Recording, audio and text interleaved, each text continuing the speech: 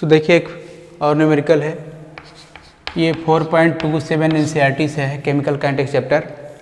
इसमें देखिए क्या मांग रहा है, the rate constant for the first order decomposition of hydrogen peroxide is given by the following equation. Rate constant log के इस फॉर्म में दिया हुआ है 14.34 minus 1.25 into 10⁴ K/T। Calculate activation energy या EA को कैलकुलेट करने के लिए कह रहा है। सो कैलकुलेट EA कह रहा है तो आप आर्हेनियस इक्वेशन का यह फॉर्म याद करिए कि लॉग K इक्वल टू क्या लिखते हैं हम लोग लिखते हैं लॉग A माइनस, लिखते हैं ना, log A minus EA upon 2.303 R और T लिखते हैं। ये आर्हेनियस का इक्वेशन है, इसे फर्स्ट मान लीजिए, ये आर्हेनियस है,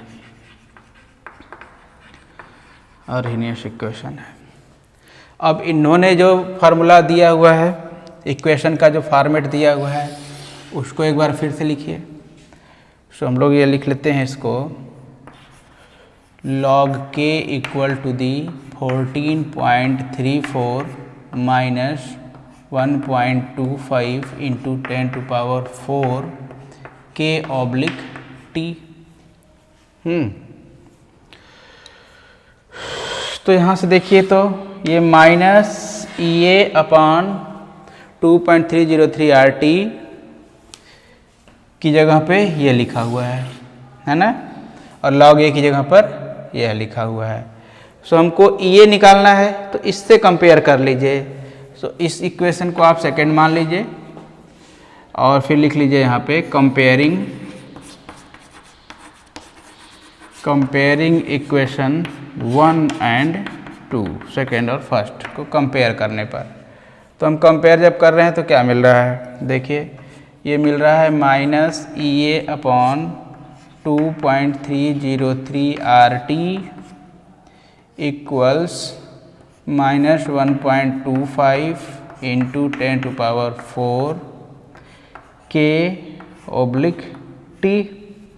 तो यहाँ से हम कर सकते हैं EA upon 2.303 R equal to the 1.25 10⁴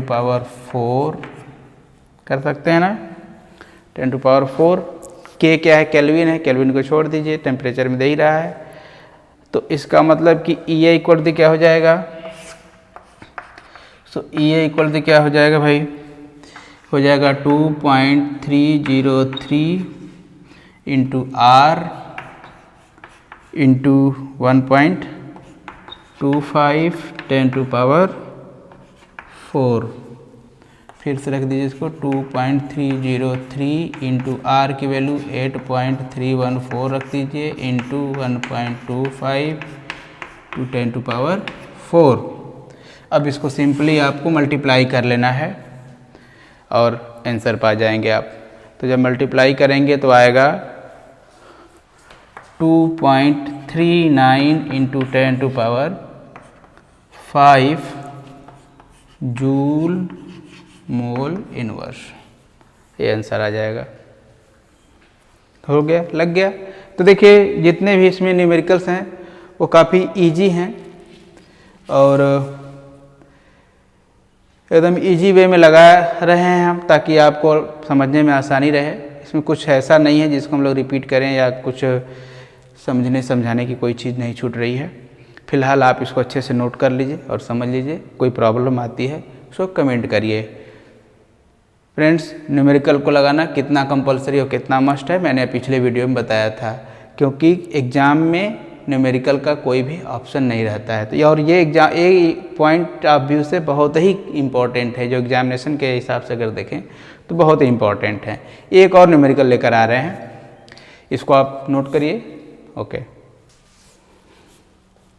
तो आइए इस इक्वेशन को सॉल्व करते हैं, देखते हैं। देखिए कह रहा है कि द रेट ऑफ रिएक्शन क्वाड्रपल्स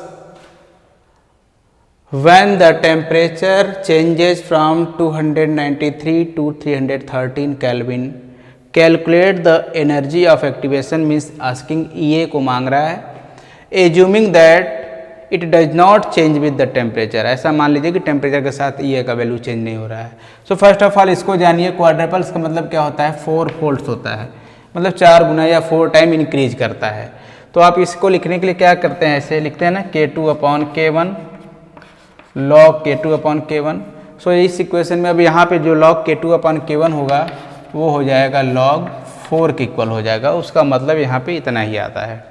तो आपने जो है इक्वेशन लिखा होगा, आर्हेनियस इक्वेशन आपको याद होगा कि log K equal to the क्या था, EA/2.303 R, और यहाँ पे था T2 minus T1/T1 T2 multiply था, यहाँ पे माइनस है, ये था।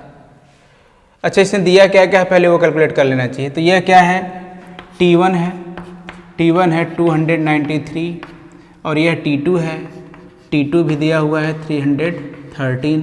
R की वैल्यू आप जानते ही हैं, बाकी सब कुछ इसमें मिल जाएगा।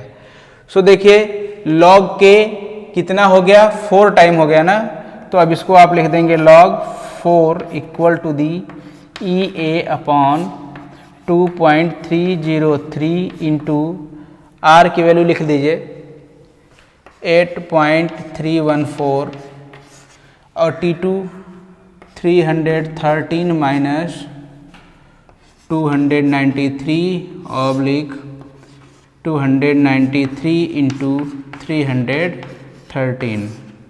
ठीक है फ्रेंड्स। सो log 4 की वैल्यू लिख लीजिए, आपको log 4 की वैल्यू मालूम होगी 0.6021 होता है। मैंने आपको बोला था याद करने के लिए, तो आप log की वैल्यू याद रखिए। तो ये हो गया इतना, equal to the EA/2.303 into 8.314, और यहाँ पे कितना का अंतर है भाई, 9 to 11 होगा, यहाँ पे हो गया 20, बढ़िया से लिखिए 20/293, और 313 को अपने मल्टीप्लाई कर लीजिए, तो ये आ जाएगा 91709, इतना आता है, मल्टीप्लाई करने पर आ जाएगा, आप कर लीजिएगा। ठीक है, अब बस, अब तो सिंपली आप ये निकाल सकते हैं। तो जब ये इधर करेंगे तो ये सब इधर मल्टीप्लाई होंगे, डिवाइडेड बाई 20 हो जाएगा। तो यहाँ पे हम लिख लेते हैं कि EA इक्वल टू दी 0.6021, ये कहाँ से आया, क्लियर है ना, log 4 की वैल्यू है, इंटू 2.303 इंटू R की वैल्यू 8.314, ठीक है, इंटू ये इंटू 91709 और डिवाइडेड बाई 20 ऊपर है तो डिवाइड कर दिया। जब आप डिवाइड करेंगे तो आंसर आएगा 50, ये पूरा मल्टीप्लाई करके इसको 20 से डिवाइड कर दीजिएगा, या पहले डिवाइड किसी करके मल्टीप्लाई कर लीजिए, तो ये आ जाएगा आंसर 854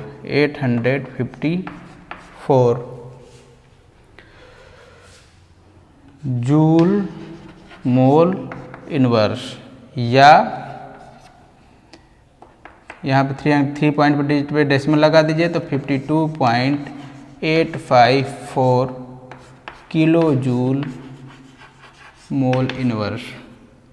सो ये दोनों आपके आंसर आ गए। सो फ्रेंड्स, उम्मीद करते हैं ये भी आपको आसानी से समझ में आ गया होगा।